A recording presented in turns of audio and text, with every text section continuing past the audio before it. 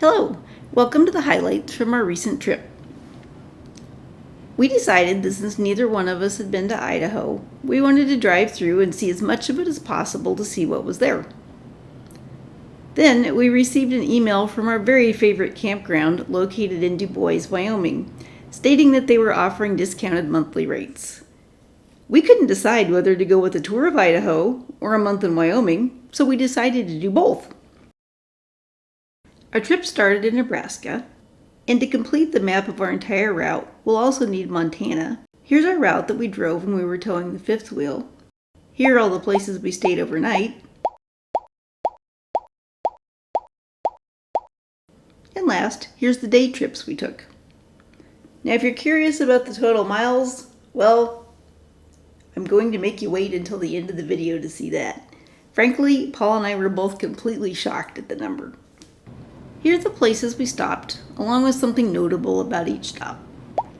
The first stop was Big Springs, Nebraska. We stayed at a farm that has some RV hookups. Here are the cows eating breakfast. Laramie was next. Laramie has a lot of murals. We thought the fish swimming across the backs of some downtown buildings were exceptionally well done. Little America, Wyoming. This is just an interstate exit with a truck stop, motel, and campground.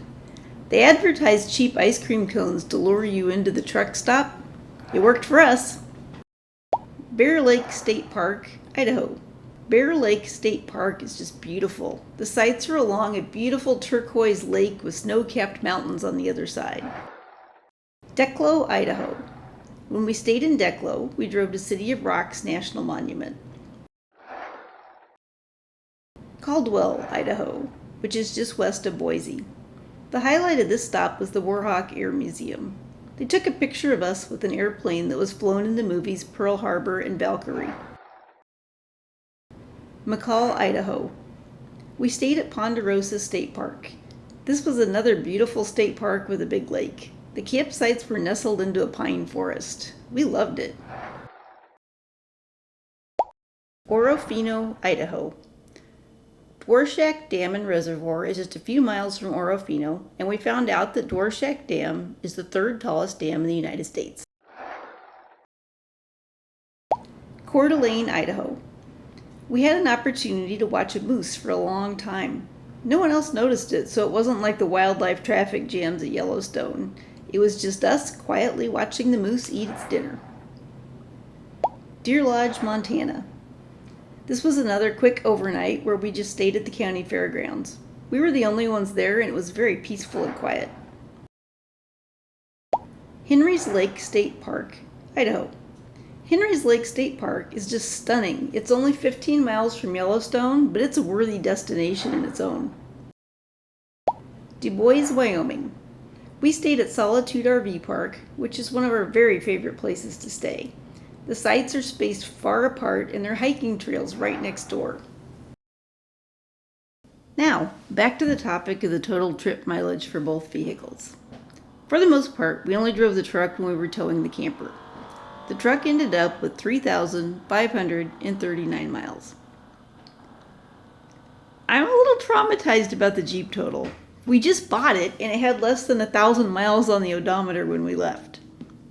Now, keep in mind that our primary source of entertainment is driving around to see what's out there. It was, I don't even want to say this out loud. It was 8,459 miles.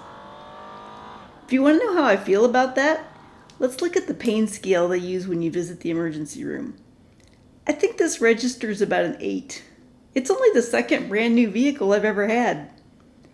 Over the last 10 years, my annual average mileage has usually been about 9,000. I think I may have to park the